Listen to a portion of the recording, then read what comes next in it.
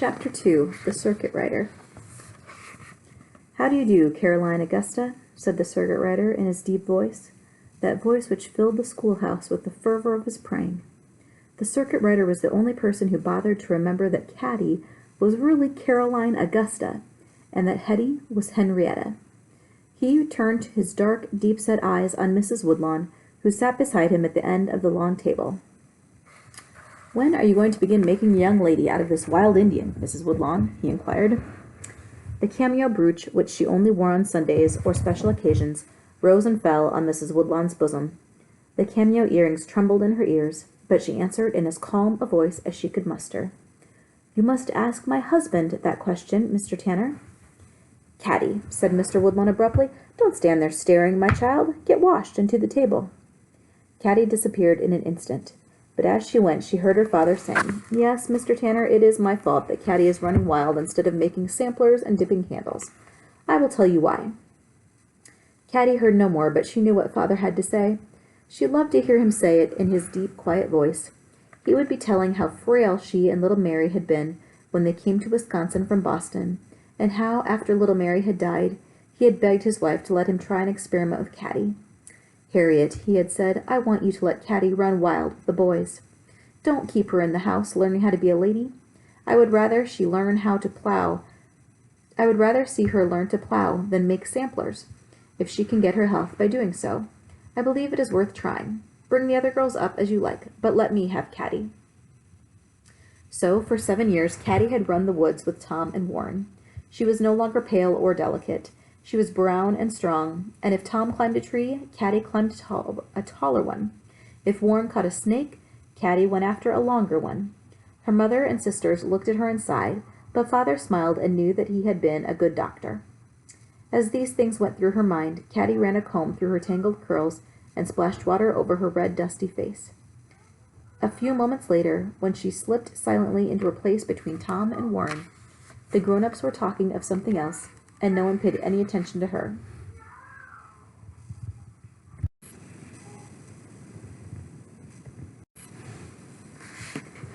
Tom and Warren, still a little untidy and flushed from the afternoon's escapade, glanced at her mischievously. They had come through the barn and seen the circuit rider's horse munching oats in the extra stall. Hastily they had cleaned themselves at the pump and got to the supper table in the very nick of time.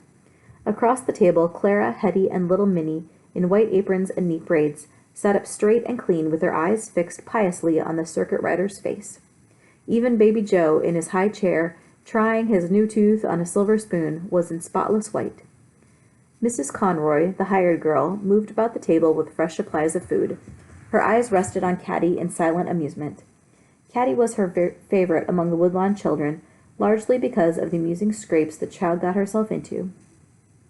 Mr. Woodlawn sent a heaping plate of beans and brown bread down to his second daughter, and Caddie ate obediently. But she was smarting with disgrace. Beneath the table, she could still feel some of the hazelnuts rolling about under her feet. And the circuit rider had asked Mother when she intended making a young lady out of her. A young lady indeed. Who wanted to be a young lady? Certainly not Caddie. But still, there were times when it was uncomfortable not to be one, even with Father's loyal support. They were talking about the Indian massacres now, and forgetting herself, Caddie began to listen. Nowadays, everyone talked of the Civil War, which seemed far away from Wisconsin, and of the Indian massacres, which seemed uncomfortably near. "It's those Southerners who come north and incite the Indians to rebellion just to make more trouble for the North," said Mrs. Woodlawn decidedly. "Yes," said Mr. Tanner, "I fear that we cannot trust the Indians, even when they seem to be friendly." "I don't believe we'll have massacres here, Mr. Tanner," said Father. "I do trust these Indians."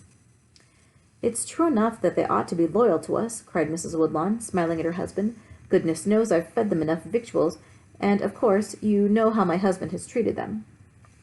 "Someone told me that you had remodeled the guns of the whole tribe, Woodlawn. Is that possible?" asked the circuit rider.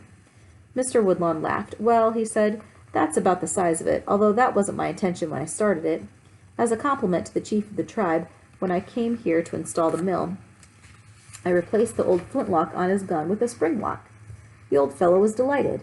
I thought that was the end of the affair, but the next day when I went to the mill, there was the chief waiting for me with his whole tribe, and every man of them had brought his flintlock gun to have a spring lock put on it. It kept me busy for a week, but the mill company was glad to pay for the locks to ensure the Indians' friendship. We've never regretted it, and I don't think we shall have cause to later." The children loved this story, and were sorry when the conversation drifted on to other things. But when Mr. Tanner began to recount his travels and adventures since the last night he had spent under their roof, they were once more enthralled.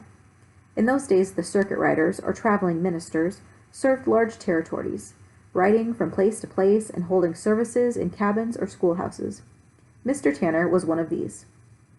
Weathered by sun and rain and snow, he rode from day to day over a parish which covered most of western Wisconsin. Weddings and christenings were put off until his arrival, and sometimes he found new-made graves awaiting his benediction.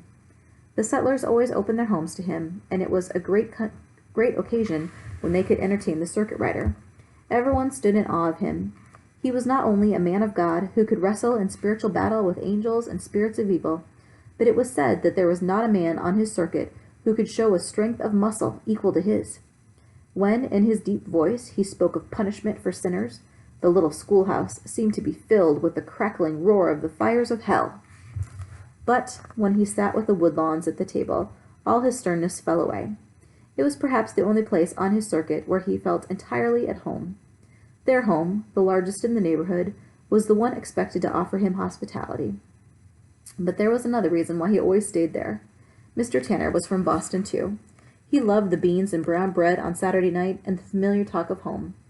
For him, as for Mrs. Woodlawn, the real beauty and meaning of life centered in the churches, the bookshops, the lecture rooms of Boston. They shared their bits of news and gossip, and recalled old scenes and events as homesick people love to do.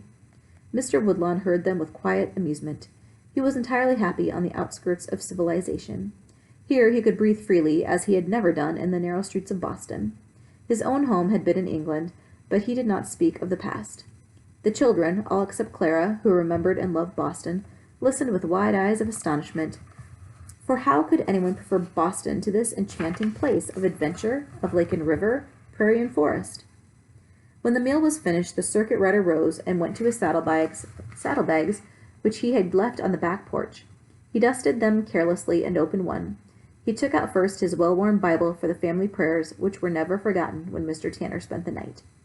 Then he took out something else, which suddenly made Caddie's eyes sparkle with interest. She forgot her embarrassment and came to stand by him.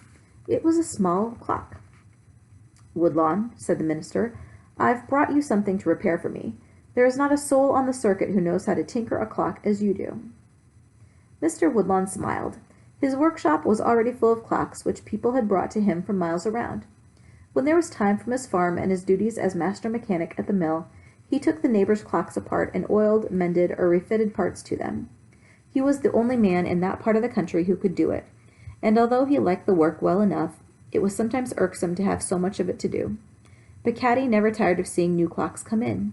She liked to see them wag their pendulums and hear their busy ticking. Her eager fingers itched to help her father take them apart and set them in motion once again. "What's wrong with it?" she asked. The circuit rider hesitated.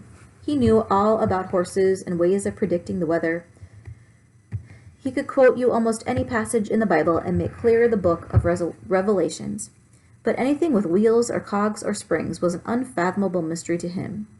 "Well," he said, "I don't rightly know. I was winding it up one night when suddenly it gave a little gasp and a long sigh, like a soul departing from the body, and it wouldn't go after that. Sometimes, from force of habit, I take it out at night and start to wind it. Then I miss its genial tick, and I feel as if I'm looking at the face of a dead friend." A dead friend. The phrase sank into Caddie's mind. Perhaps that was why she always hated to see an unwound clock standing idle. Mrs. Woodlawn had come to join the group. "Jacob Allen, Tremont Street, Boston," she read from the back of the clock. "Think of that! How many times I've been in and out of Jacob Allen's shop! Dear, dear." "Yes," said Mr. Tanner, "it is a friend from home." "I'll mend it for you tonight," said Mr. Woodlawn. "No, no," cried Mr. Tanner hastily. "Saturday's sun has gone down. I like to think that the Sabbath has begun. No, I would rather talk with you tonight, my friend. I'll leave my clock until I come back again. It may be 2 or 3 months this time. I'm going back into the interior to a new settlement where no one has yet brought the word of God." Caddie slipped away to join Tom and Warren on the back step. They sat together and Nero lay close to their feet. Out by the barn, Robert Ireton was strumming his banjo and singing softly. Of the 3 hired men, he was the one the children all loved best. It was Robert Ireton who had taught them most of the songs they knew. They knew the song he was singing now. It tickled their ears, but did not lure them further than the step. Behind the barn there were northern lights, long white fingers shooting up in the blackness of the sky. And the 3 adventurers were overcome by that delicious weariness which suddenly overtakes one at the end of an outdoor day. "Golly, tomorrow, no, Monday," said Tom, "I'm going to make a canoe like that one the Indians were making, a little one, with birch bark and pitch." But Caddie and Warren did not bother to answer. Presently their mother came to the door and called them in to family prayers. They were a little stiff and unaccustomed to their knees, for they were used to saying their prayers in bed. Everyone was there. Even Robert Ireton came in too, looking uneasy and strange, with neither a pitchfork nor a banjo in his hands. The yellow lamplight slanted across the bowed heads. Only half listening to the words, Caddie felt herself being lifted and borne along by the circuit rider's voice. It was a kind of music, different from the twanging of the banjo or the birds at dawn, more like the falling of water over the mill wheel or the chanting of the Indians. It aroused and stirred her. There was a silence after the deep amen, and then the silence was broken by a gentle snore. Warren had gone to sleep with his head bent devoutly on the back of his chair. Caddie shook him hastily, and the children trooped up to bed. Caddie, Hetty, and little Minnie shared the same room. Caddie helped the younger ones with their difficult buttons and tumbled them into their beds. Then she sat a long time, drawing off her own clothes slowly and straining her ears to hear the conversation which went on below. Her father and Mr. Tanner were talking about the war, with an occasional word from her mother. The Civil War seemed remote to the children of western Wisconsin, and yet father had paid a man to fight in his place, and Tom Hill, one of the hired men, had gone away to fight in it. And when visitors came to the farm, the grown-ups always sat late into the night discussing it. Once Caddie had seen President Lincoln. He was Mr. Lincoln then. She had been quite a little girl, and they had taken her to St. Louis for a visit. There had been a torchlight procession, and someone had held her up to watch it from a window, and Mr. Lincoln had been in the procession. She had never forgotten the deep-lined face of the great man. Caddie slipped on her nightgown and crept to the open window where she could hear the voices from below more clearly. "If it weren't for my wife and children," her father was saying, "Englishman and peace-lover though I am, I should be out there fighting for abolition." "That's not the usual English sentiment, Woodlawn," said Mr. Tanner. "The English aristocrats see no wrong in slavery."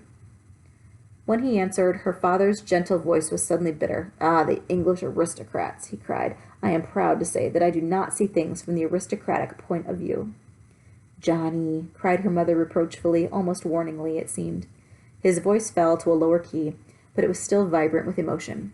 "God created all men free and equal," he said, "and men themselves must come to understand that truth at last." Shivering in the chill night air of autumn, Caddie went to bed. She crept in with Hetty, who had made a warm nest for herself and was peacefully asleep. Sometimes Caddie envied Mother and Clara, who were so dark and calm and beautiful, who seemed to find it so easy to be clean and good. But tonight her father's words echoed in her ears. She did not quite understand them, nor know why father was so bitter when he spoke of England. She only knew that whatever father said was true, and that she loved him better than anybody else on earth. She was glad that her hair was rough and red like his.